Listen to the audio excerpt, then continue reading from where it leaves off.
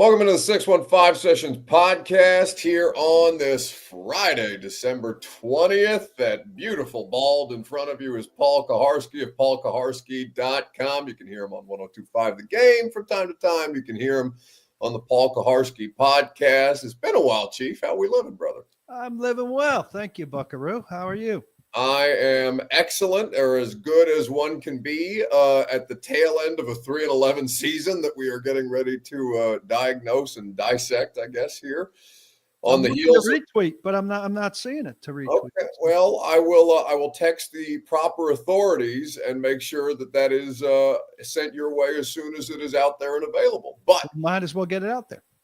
Listen, if these things were in my control, it would already be done, Chief. But we will get you on track and to the people as fast as humanly possible. So the news of the week is, of course, the benching of Will Levis, though Callahans Rant got more headlines elsewhere outside of the city of Nashville. And I guess that's the obvious place to start. Are you for or against the benching of Will Levis? Against.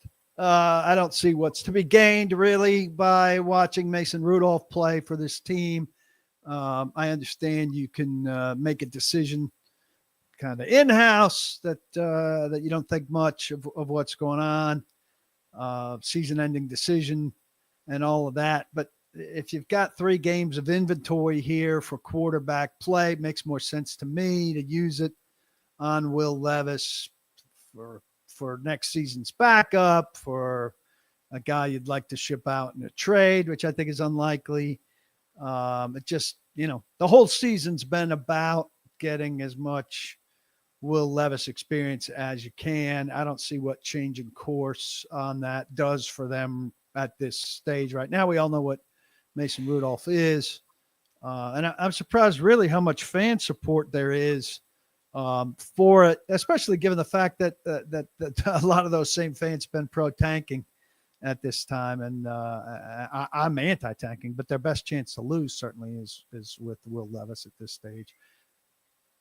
Yeah, I mean, it's an inexcusable performance that he had. The reason that he got sat down in the game, we completely understand. But to me, Chief, it just makes me think that there's something else going on there, because the only reason that makes sense in my head is that they're coaching for their jobs, and they need to show that they can actually win with a well-coached football team without the impending disaster that Will Levis can be from time to time. I mean, it's 24 points that he gives away in that Bengals game. They lose by 10. It should have been 31 if the Tony Pollard fumble 6 would have counted. And I think there's a portion of the fan base, maybe they're not rationalizing it this way, but from my perspective, I'm seeing a coaching staff that's feeling a little bit, no?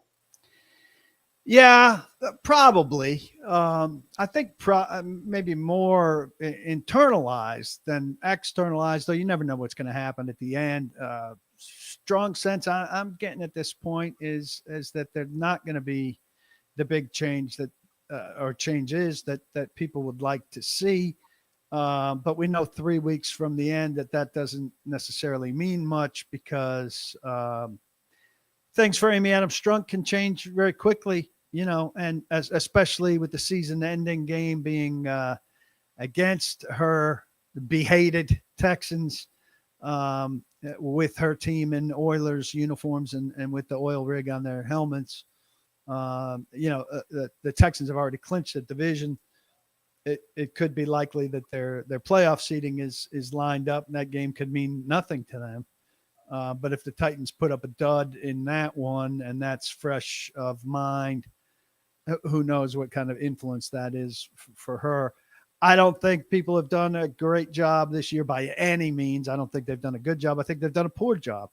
But I think turning things over so quickly, 2 years really for Rand and Brinker and 1 year for Callahan just isn't the way to go.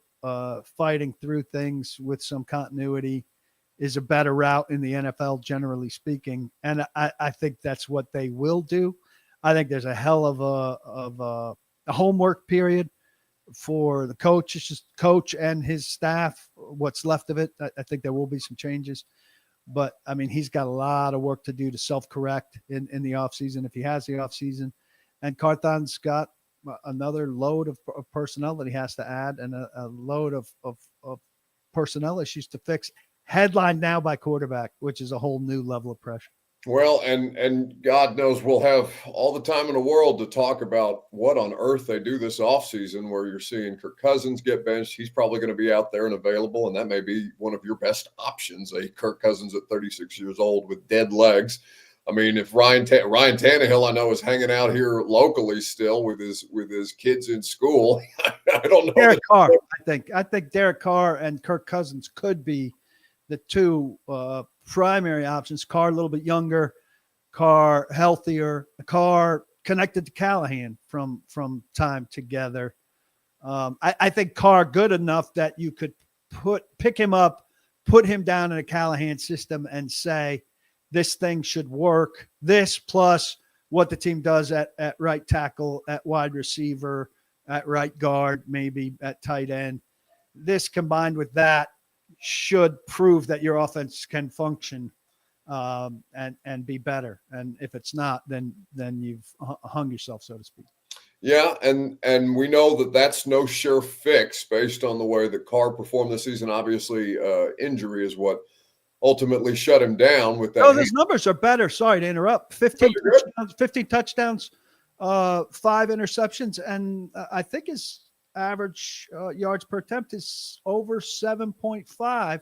So there's some stuff to look at there that you could take as encouraging, especially given what the Titans have endured this season. No, that's a completely fair thing to point out, because the Saints have been playing better football, and I know that they've had since to make the quarterback change, but they have been, at least more meaningfully competitive, and that's what we're just trying to figure out. The question that we cannot answer, Chief, is I'm sure you read the big piece in The Athletic about Woody Johnson, the Jets owner, and everything that's going on there. I just have no idea. I have no way to predict how this organization at the top of things is going to handle it, whether they decide, okay, let's continue to run it back in 2025. And then is there any kind of a short fuse if those expectations are not met, where she's quoted in the interview with Mike Keith saying last year was unacceptable. This I can't speak for. I have no idea. It'd be complete speculation. But what on earth has to be going through her head at this point at 3-11, and maybe one more win ahead at this point in a season where she has to have some level of egg on her face.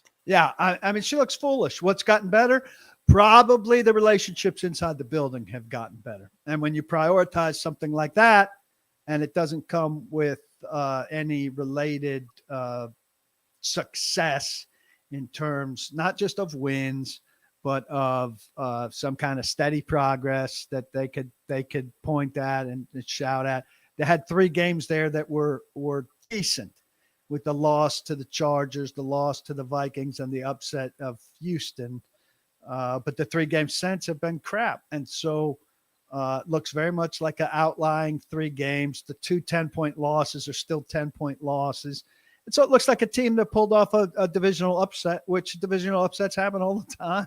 Yeah. Between bad teams and good teams. And so there's really no upward trajectory, not many guys who've gotten better. And when you're hanging your hat on, hey, look at Jarvis Brownlee, that's not much. So if 6 wins was a disaster to her, 3 or 4,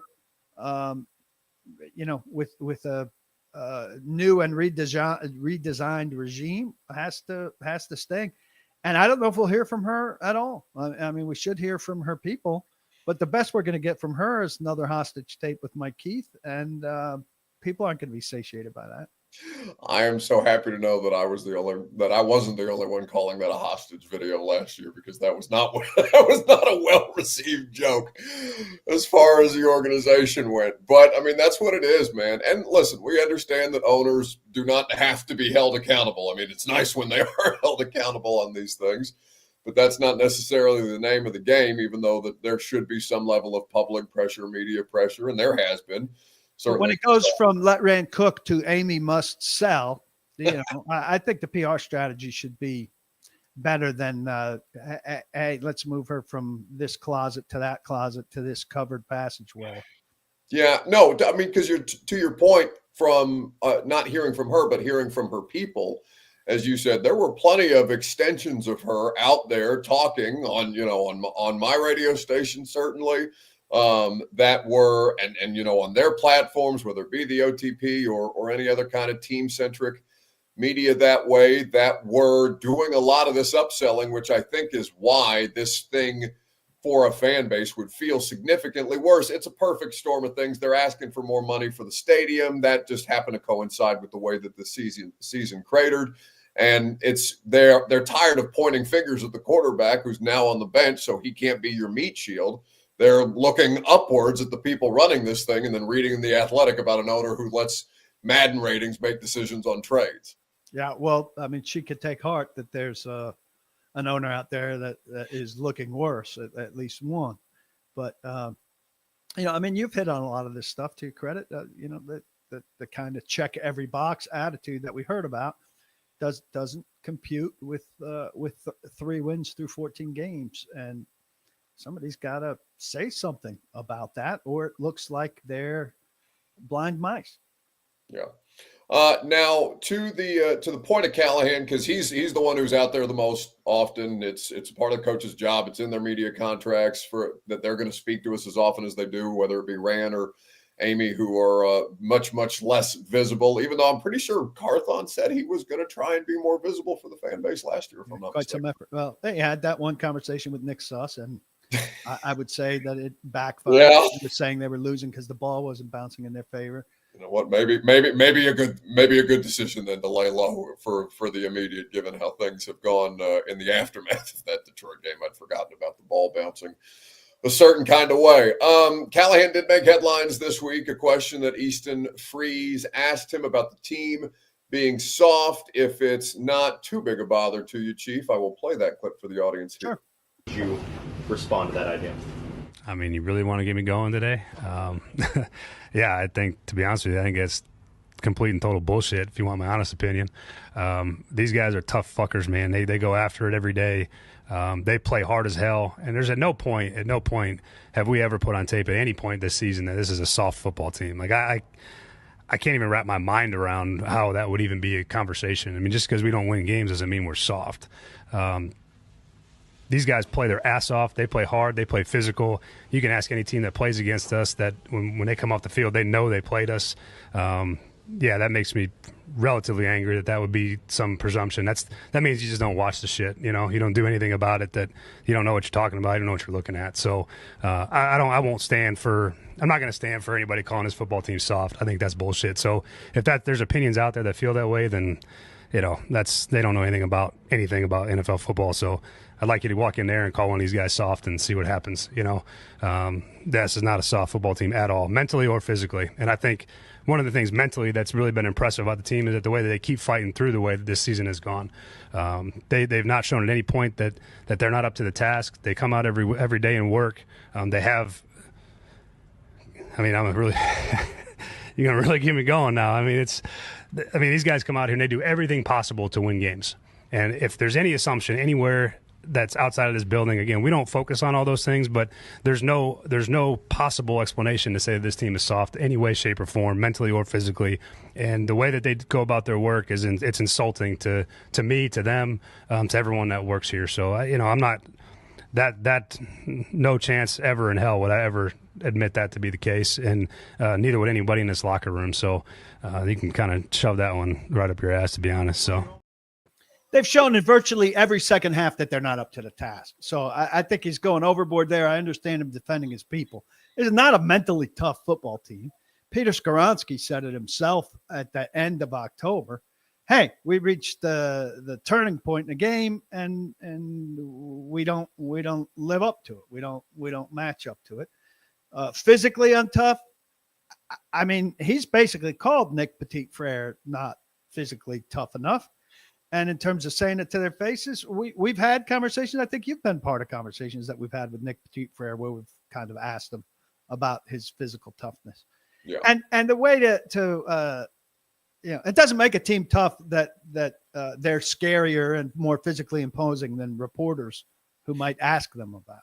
So, I don't think they've got a lack of physical toughness overall. I don't think they're mentally tough. Mentally tough teams overcome adversity and win games sometimes, and this team hasn't. Yeah, because it's to your point, too much, right? Like he just kept going and going and going, and he probably backed himself into a corner to allow more room to nitpick on that statement, because there is some of that stuff that I do agree with in principle. Just on balance. Football players who come from a lot of the places that these dudes come from that make it to the top 1%, I'm not going to be out there calling soft on a regular basis, even though this team opened a door for any dialogue around that whatsoever, Chief, when we were in Washington, and you and I, along with the rest of our colleagues, are in the post-game locker room, and Jarvis Brownlee is not commenting on behalf of himself, but talking about, I think the cold got to other guys. And You aren't going to say it, but I will. Correct. And they have created an environment where they encourage guys to talk more openly, to feel more comfortable, and all of these different things. And Jeff Simmons is talking himself into a bit of a circle with, the level of success that a 3-win football team can't. We're hungover after one big win. That's not tough. There's so many opportunities to kind of, just move on from that, or at least be more savvy about what's going on. I just don't think a lot of these dudes that are currently on this football team know how to deal with what the hell this has been. And none of us expected it to be this catastrophically bad. And they're searching for answers here. But if they were made of, not tougher stuff, for lack of a better term, they would not find these ways where when they figure out how to get something baseline functional, the bottom completely falls out of another phase of the game. And they can't. They don't have the margin for error or the ability or the skill at this point in time. And we thought better talent, but it's a worse football team to get themselves off the mat. And I just don't think the question is completely unfair. I don't either. And I think it sparked. I mean, Easton, later said, it was sparked by Mike Herndon's column at my site, though other people had said it. And I think Mike has defended his opinion well. And he said that Vrabel was too far to the other side, overemphasized toughness, took it too far. And we know what that means. I think we all agreed. He practiced them too hard sometime, relied on toughness over other key elements of a football team at times. So they need to find a happy medium. I think that's a completely fair assessment. Yeah. And it truly doesn't matter to me, because speaking of Vrabel, he stole a line from Ron Rivera that I really liked a couple of years ago about things that are important versus things that are interesting. I could give a shit how tough or soft your football team is. I give a shit that you're 3-11. You know what I'm saying? Now go out and beat the Colts. And he was asked directly to respond to a question, and he did exactly that. So I'm not killing Callahan today over it, even though there seems to be a huge dialogue about this everywhere that I look up. It's the only time that they've made news since Brian Callahan asked Will Levis, "What the fuck are you doing?" Coach raises his voice and swears a couple times. It's going to be on TV and in places where people watch video. And I thought, and I love Brian Callahan. I do. I thought it was a little performative. Like you said, he went on a little bit. And so he saw a chance to kind of buck up and protect his people and show some verve in a situation where they're a 3-win team. And so he took it. Yeah, because the most recent example of that was his voice cracking after beating the Patriots, and him kind of going through it. So it wasn't the toughest moment ever, by the way. I just, I don't ever imagine an environment in the last 6 years where that question is even asked, is kind of my point with all of this stuff, that it's in even anywhere they have allowed there to be a dialogue about it. And I think that they have to look a bit inwardly at some point, whether that's in the off season or otherwise, about just exactly what people are talking about when they talk about this football team and the lack of performance that it's produced. Now they have a game in Indianapolis. The best that we can learn is about stuff that's going to be on the roster here in the coming weeks. We're going to learn maybe if Callahan can coach a more well-rounded team when Will Levis isn't nuking it, and the potential for draft position at this point. PK, what are you writing right now at paulkaharski.com, or what are you thinking about, or what should people check out from this week? Yeah, well, Blake Benningfield has a piece up today that is kind of like guys he feels like we know enough about, and guys that we still need to evaluate in his eyes. So he kind of broke the team into two factions. And I think that's an interesting way to look at it. Like, not just like these are the guys they should get in the lineup to see more of, but these are guys who are playing who we still need more evidence of. Headlined by J.C. Latham as a left tackle, which has taken a bad turn.